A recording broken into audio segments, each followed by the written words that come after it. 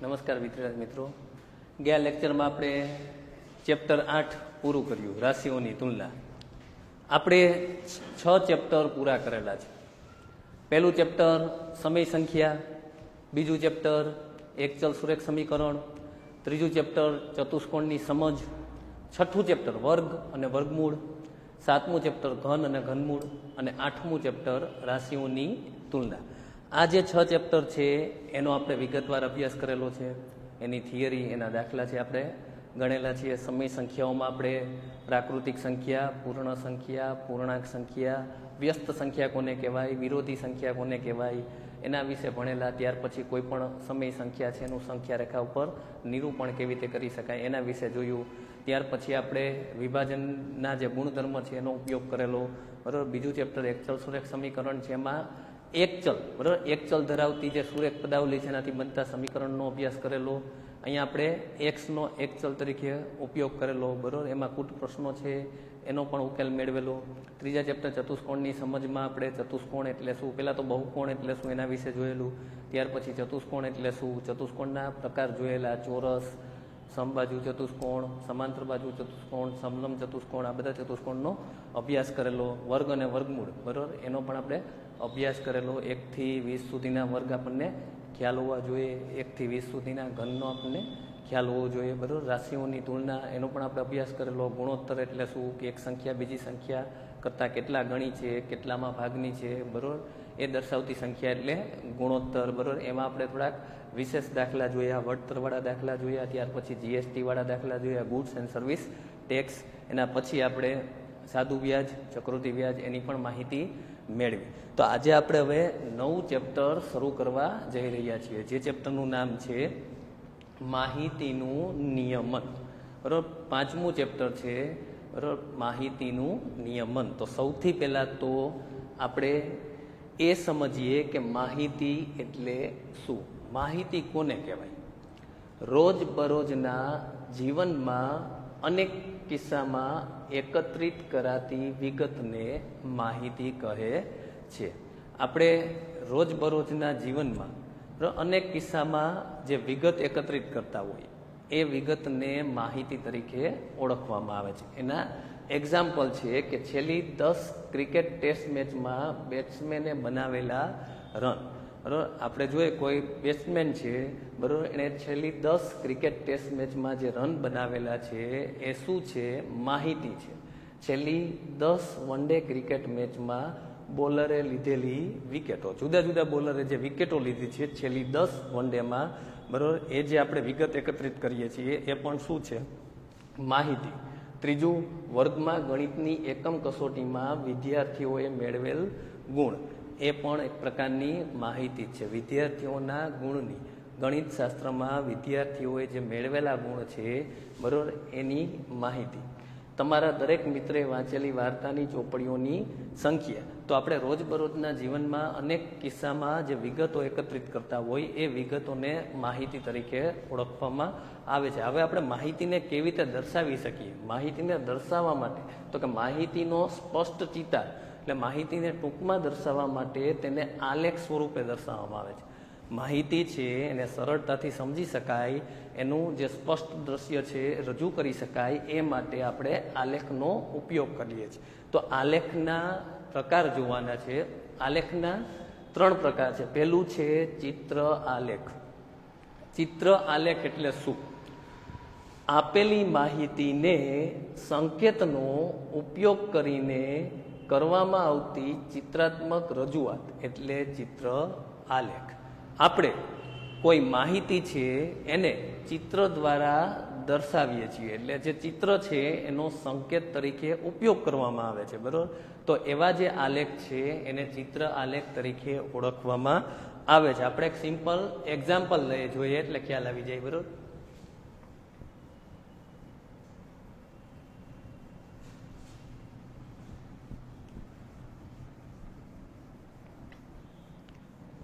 ચાલો, કોઈ એક કંપની છે જે મોટર કારનું ઉત્પાદન કરે છે.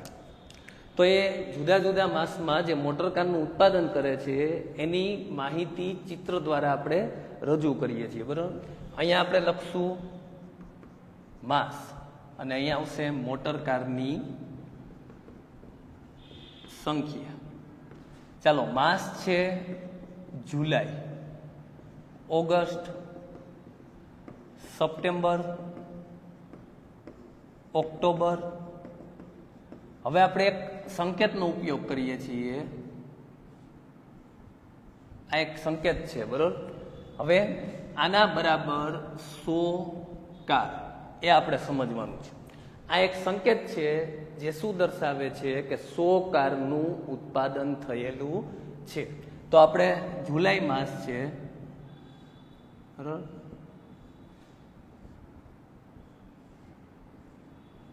ચાલો, જુલાઈ માસમાં આપણે શું કરેલું છે? 2 સંકેત દર્શાવેલા છે. એનો અર્થ શું થાય? તો કે 200 કાર. એક સંકેત શું દર્શાવે છે? 100 કારનું ઉત્પાદન થાય છે. આ એક સંકેત છે, બરોબર, કે જે દર્શાવે છે કે 100 કારનું ઉત્પાદન થયેલું છે. એટલે 100 + 100 કેટલા થશે? 200. ચાલો, ઓગસ્ટ મહિનો છે, એમાં આપણે જોઈએ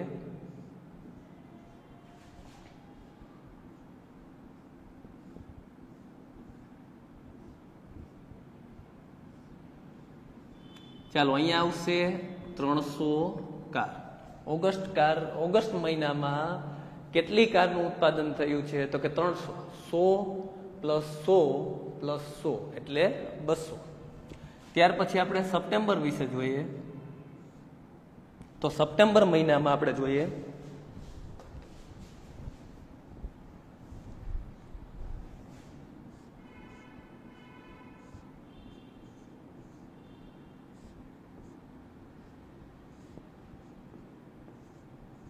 ચાલો, સપ્ટેમ્બર મહિનામાં આપણે આ રીતે રાખશું. એટલે આખો સંકેત 100 કાર દર્શાવેલા, 100 + 50 150 કાર. ઓક્ટોબર મહિનાનું જોઈએ.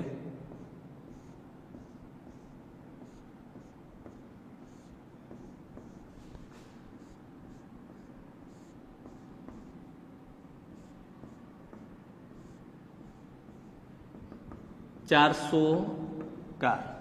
તો અહીંયા આપણે આલેખ છે, ચિત્ર આલેખ એ આપેલો છે.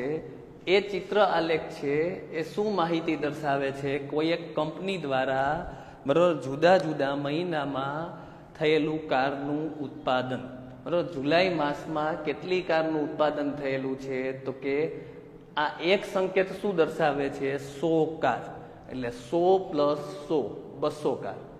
ઓગસ્ટ મહિનામાં 100 + 100 200 + 100 એટલે 300. સપ્ટેમ્બર મહિનામાં 100 + 50 એટલે 150 કાર. અને ઓક્ટોબર મહિનામાં 100 + 100 + 100 + 100 4 વાર એટલે 100 + 100 200 + 100 300 100 એટલે 400. તો ચિત્ર આલેખ છે એમાં માહિતીને ચિત્ર દ્વારા દર્શાવવામાં આવે છે, સંકેતનો ઉપયોગ કરવામાં આવે છે. આ એક સંકેત છે, શું દર્શાવે છે? કે 100 કારનું ઉત્પાદન થયેલું છે. હવે અહીં આપણે અમુક પ્રશ્ન પૂછીએ કે જેના જવાબ આપણે આ આકૃતિ દ્વારા મેળવીએ, આલેખ દ્વારા. જુલાઈ માસમાં કેટલી કારનું ઉત્પાદન થયેલું છે? એનો જવાબ આવશે 200 કાર. ઓગસ્ટ માસમાં કેટલી કારનું ઉત્પાદન થયેલું? 300 કાર. સપ્ટેમ્બર માસમાં 150 કારનું ઉત્પાદન થયેલું છે. ઓક્ટોબર માસમાં 400 કારનું ઉત્પાદન થયેલું છે. બરાબર. કયા મહિનામાં કારનું ઉત્પાદન સૌથી વધુ છે? તેમાં આવશે ઓક્ટોબર. કયા મહિનામાં કારનું ઉત્પાદન સૌથી ઓછું થયેલું છે? એમાં આવશે સપ્ટેમ્બર. તો આપણે અલગ અલગ પ્રશ્નના જવાબ પણ આપી શકીએ. જુલાઈ મહિનાની સરખામણીમાં ઓક્ટોબર મહિનામાં જે કારનું ઉત્પાદન છે એ 2 ગણું છે, બરાબર. જુલાઈમાં 200 કારનું ઉત્પાદન થયેલું અને ઓક્ટોબરમાં 400 કારનું ઉત્પાદન થયેલું. આ આપણે એક સંકેત છે એનો જ ઉપયોગ કરેલો છે, જે સંકેત શું દર્શાવે છે? કે 100 કાર. આ એક સંકેત 100 કાર દર્શાવેલો. 100 + 100 200, 100 + 100 200, 300 100 + 50 150, 100 + 100 200, 200 + 100 300, 300 + 100 400. તો આને કહેવાય ચિત્ર આલેખ. આપેલી માહિતીને સંકેતનો ઉપયોગ કરે. અહીંયા આપણે આ સંકેતનો ઉપયોગ કરેલો છે.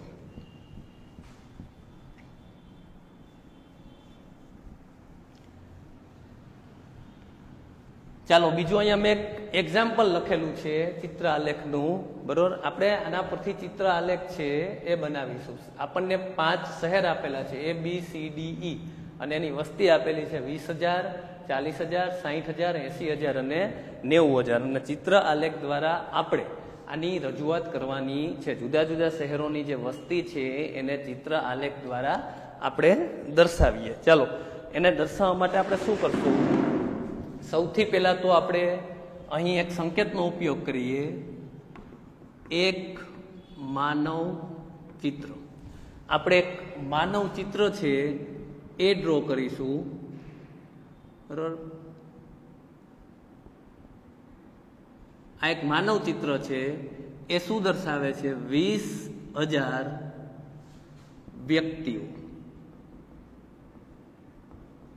આ જે એક માનવ ચિત્ર છે એવું દર્શાવે છે 20,000 વ્યક્તિઓ, બરોબર.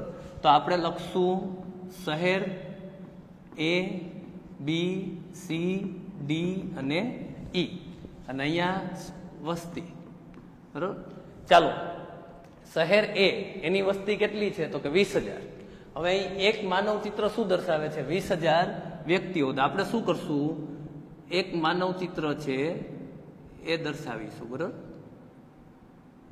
ચાલો એક માનવ ચિત્ર એટલે 20,000 વ્યક્તિઓ.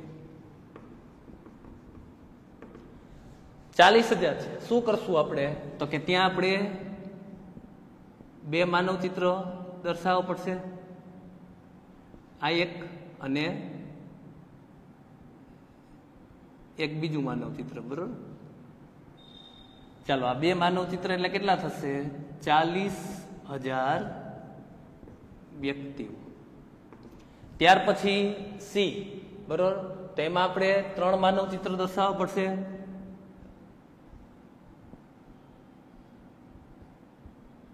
એક, બરોબર.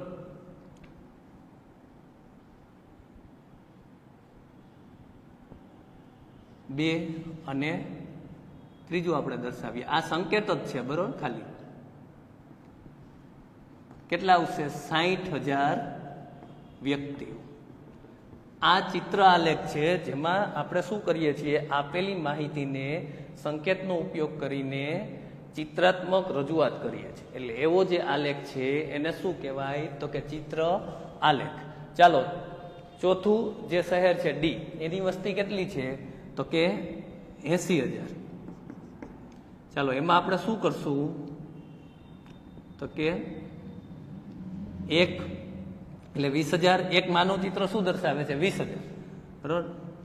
ચાલો બીજું આપણે ડ્રો કરીએ. કેટલા માનવ ચિત્ર આપણે ડ્રો કરવા પડશે? તો કે 4.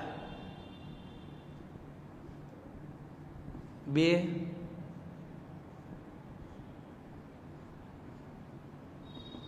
3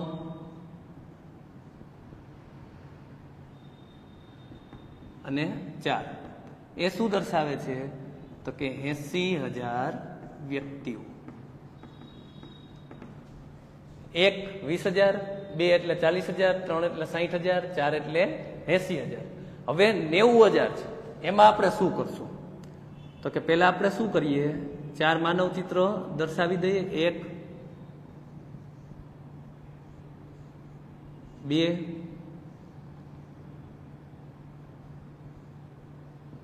3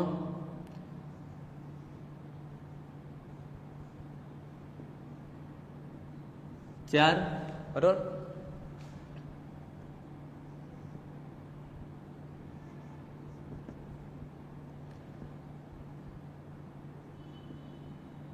ચાલો 1 2 3 અને 4. અને હવે 5મું માનવ ચિત્ર આપણે દર્શાવીશું.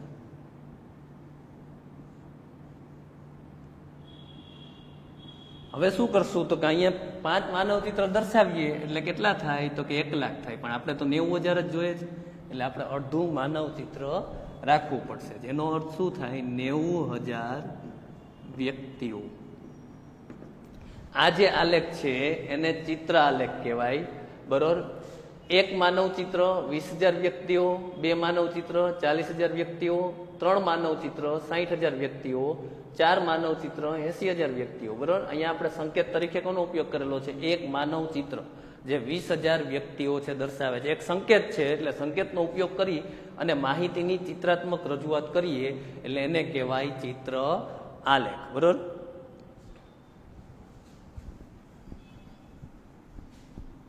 ચાલો ચિત્ર આલેખ વિશે ખ્યાલ આવી ગયો. ચિત્ર આલેખ એટલે શું? પાછું એકવાર આપણે રિવાઇઝ કરી લઈએ.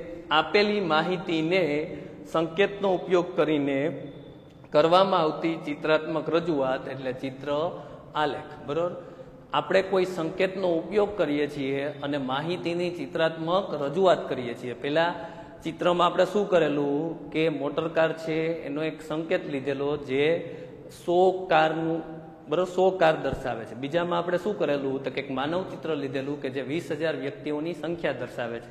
એટલે આપણે 5 શહેરોની જે વસ્તી છે એને સરળતાથી ચિત્ર આલેખ દ્વારા રજૂ કરી શકીએ છીએ. ત્યાર પછી બીજો જે આલેખ છે લંબ આલેખ, દંડ આલેખ. રેખાખંડ કે સમાન પહોળાઈવાળા સ્તંભોની મદદથી કરવામાં આવેલી માહિતીની રજૂઆતને શું કહે છે તો કે લંબ આલેખ. સમજો, રેખાખંડ કે સમાન પહોળાઈવાળા સ્તંભોની મદદથી. બરોબર, અહીંયા સ્તંભનો ઉપયોગ કરવામાં આવે છે કે જેની પહોળાઈ કેવી છે? સમાન છે. પહોળાઈ સમાન છે પણ ઊંચાઈ કેવી હશે? અલગ અલગ.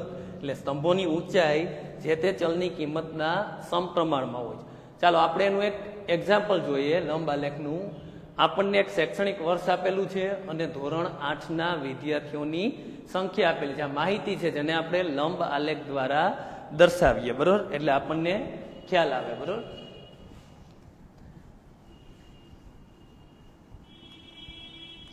ચાલો અહીંયા આપણે એક આલેખ ડ્રો કરીએ એટલે તમને ખ્યાલ આવી જાય. બરોબર,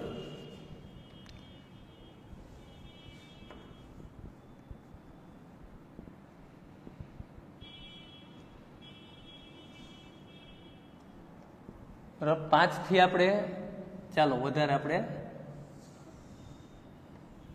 મોટી આકૃતિ થોડીક દોરીએ એટલે તમને ખ્યાલ આવે. બરોબર,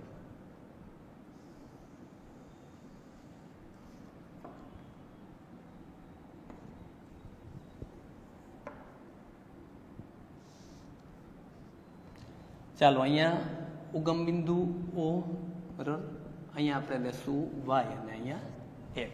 બરોબર, હવે આપણે સૌથી પહેલા શું કરવાનું છે તો કે શૈક્ષણિક વર્ષ 2003-4, 4-5, 5-6, 6-7 ને 7-8. બરોબર, તો આપણે એ લઈ લઈએ. અહીંયા આપણે શું લેશું? શૈક્ષણિક વર્ષ. બરોબર, કયા લેશું તો કે 2003-4. ચાલો 2003-4, 2004-5, 2005-6, 2006-7 અને 2007 અને 8. બરોબર, આપણે શું કરેલું છે તો કે શૈક્ષણિક વર્ષ લીધેલા છે. હવે આ બાજુ આપણે શું લેશું? ધોરણ 8ના વિદ્યાર્થીઓની, ધોરણ 8ના વિદ્યાર્થીઓની સંખ્યા લઈએ આપણે. બરોબર, ધોરણ 8ના વિદ્યાર્થીઓની સંખ્યા. ચાલો એના માટે આપણે જોવાનું કે વધુમાં વધુ વિદ્યાર્થીની સંખ્યા 2007-8માં છે. કેટલી છે? 350. એટલે અહીં આપણે શું કરશું તો કે 1 સેમી બરાબર 50, બરોબર, વિદ્યાર્થીઓ લેશું આપણે. બરોબર, ચાલો અહીં 50 આંતર સરખું રાખવાનું. 100, 150, 200, 250, 300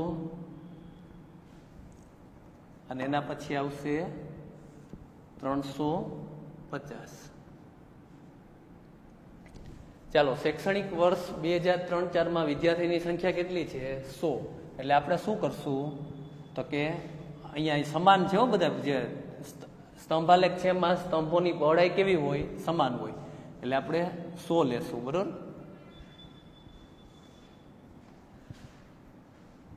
ચાલો આ પેલી માહિતી છે ને આપણે દર્શાવી છે કે શૈક્ષણિક વર્ષ 2003-04 વિદ્યાર્થીઓની સંખ્યા કેટલી હતી? 100. હવે 2004-05 કેટલી છે? તો કે 200.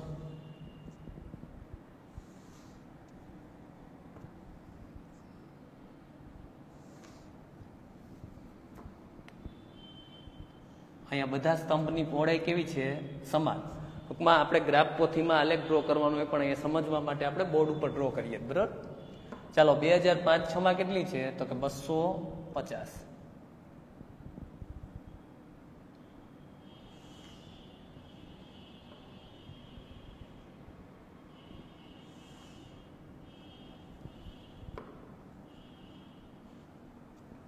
ચાલો ત્યાર પછી 2006-07 કેટલી છે? તો કે 300. બરોબર.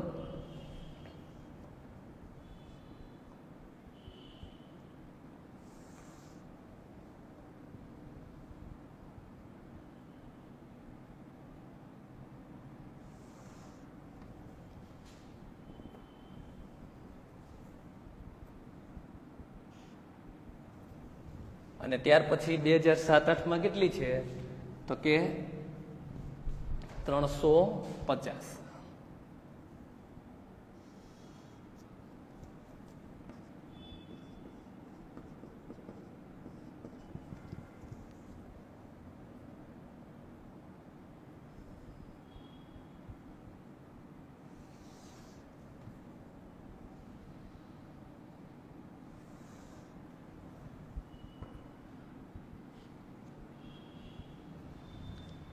ચાલો આ આપણું બની ગયો લંબ આલેખ. બરોબર. લંબ આલેખ એટલે શું? તો કે જે માહિતી આપેલી છે એને સમાન પહોળાઈવાળા સ્તંભોની મદદથી રજૂ કરવામાં આવે છે. બરોબર. અહીંયા જે સ્તંભ છે એની પહોળાઈ પણ કેવી હોય? સમાન હોય. બરોબર.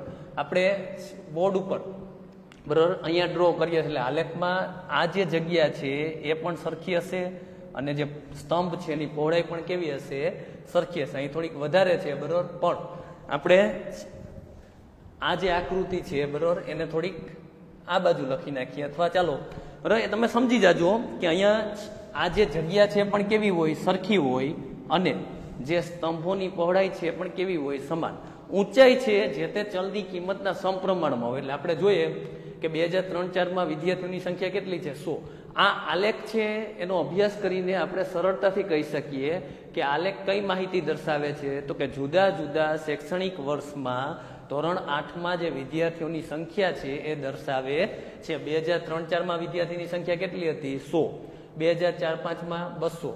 2005-06 તો કે 250.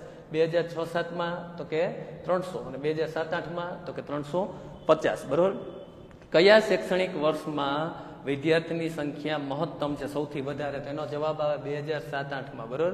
એટલે આ જે માહિતી આપેલી છે એને આપણે શેમાં દર્શાવેલી છે? તો કે લંબ આલેખમાં. એટલે લંબ આલેખમાં સમાન પહોળાઈવાળા સ્તંભોની મદદથી માહિતીને રજૂ કરવામાં આવે છે અને પહોળાઈ જે સ્તંભ છે એની ઊંચાઈ જે તે ચલની કિંમતના સમપ્રમાણમાં હોય છે. આ જે આલેખ છે એ આપણે ગ્રાફ પોથીમાં ડ્રો કરવાનો છે અને ગ્રાફ પોથીમાં આપણે બરોબર જે 1 સેમી હોય બરોબર 1 સેમી એના બરાબર 50 વિદ્યાર્થીઓ લેવાના છે. 1 સેમી બરાબર બરોબર. અહીંયા પ્રમાણ માપ કેટલું આવશે? y અક્ષ પર તો કે 1 સેમી બરાબર 50 વિદ્યાર્થીઓ. 1 સેમી બરાબર 50 વિદ્યાર્થીઓ છે. બરોબર. તો આ જે આલેખ છે બરોબર એ કઈ માહિતી દર્શાવે છે? જુદા જુદા શૈક્ષણિક વર્ષમાં વિદ્યાર્થીઓની સંખ્યા. બરોબર. હવે અહીંયા સ્તંભોની પહોળાઈ સમાન હશે અને એની વચ્ચે જે જગ્યા હશે એ પણ કેવી હોવી જોઈએ? સમાન હોવી જોઈએ. બરોબર. તો આપણે ચિત્ર આલેખ છે એના વિશે માહિતી મેળવી, ત્યાર પછી લંબ આલેખ વિશે માહિતી મેળવી. ચિત્ર આલેખમાં શું હતું? માહિતી છે એને કોઈ સંકેતનો ઉપયોગ કરી અને રજૂ કરવામાં આવે છે. આપણે એમાં 2 ઉદાહરણ જોયા. એક કારનું ઉદાહરણ જોયું અને બીજું માનવ ચિત્ર છે એનું ઉદાહરણ જોયું. એના પછી હવે જે ત્રીજો આલેખનો પ્રકાર આવે છે એ છે દ્વિલંબ આલેખ. બરોબર. જે લંબ આલેખમાં આ ભેગું કરી દીધું છે, લંબ આલેખ છે એનું ભેગું કર્યું. એટલે જે લંબ આલેખમાં 2 પ્રકારની માહિતીને એક સાથે દર્શાવવામાં આવે તેને દ્વિલંબ આલેખ કહે છે. તો સૌથી પહેલા તો આપણે માહિતી એટલે શું એનો અભ્યાસ કરેલો કે રોજબરોજના જીવનમાં અનેક કિસ્સામાં જે એકત્રિત કરાતી વિગતો છે એને કહેવાય માહિતી. એટલે આપણા જીવનમાં આપણે રોજબરોજના જીવનમાં માહિતી છે એકત્રિત કરતા જ હોય છે, પણ એ માહિતી છે એને કેવી રીતે દર્શાવવામાં આવે છે, કેવી રીતે રજૂ કરવામાં આવે, તો માહિતીને સરળતાથી રજૂ કરવા માટે આલેખનો ઉપયોગ કરવામાં આવે છે. આલેખના 3 પ્રકાર છે. પહેલું છે ચિત્ર આલેખ, બીજું છે લંબ આલેખ અને ત્રીજું છે દ્વિલંબ આલેખ. તો ચિત્ર આલેખ વિશે આપણે જોયું કે જેમાં સંકેતનો ઉપયોગ કરી અને ચિત્રાત્મક રજૂઆત કરવામાં આવે છે. લંબ આલેખ વિશે જોયું કે જેમાં સમાન પહોળાઈવાળા સ્તંભોની મદદથી બરાબર માહિતી રજૂ કરવામાં આવે છે. સ્તંભોની જે ઊંચાઈ છે એ જે તે ચલની કિંમતના સમપ્રમાણમાં હોય. આપણે આગળ જોયું કે આપણે જે સ્તંભ લીધેલા બરોબર જુદા જુદા શૈક્ષણિક વર્ષ માટે સ્તંભની ઊંચાઈ કેવી હતી, જુદી જુદી, પણ એ ઊંચાઈ શું દર્શાવે છે આપણને, તો કે જુદા જુદા શૈક્ષણિક વર્ષમાં ધોરણ 8ના વિદ્યાર્થીઓની સંખ્યા. તો દ્વિલંબ આલેખ છે બરોબર, એનું જે ઉદાહરણ છે એ આપણે નેક્સ્ટ લેક્ચરમાં જોશું. આજના લેક્ચરમાં આપણે માહિતી એટલે શું એનો અભ્યાસ કરેલો, માહિતીને કેવી રીતે દર્શાવવામાં આવે છે આલેખ દ્વારા. આલેખના 2 પ્રકાર છે એનો આપણે અભ્યાસ કર્યો છે, ચિત્ર આલેખ અને બીજું લંબ આલેખ. હવે દ્વિલંબ આલેખ છે એના વિશે આપણે નેક્સ્ટ લેક્ચરમાં જોશું. Thank you.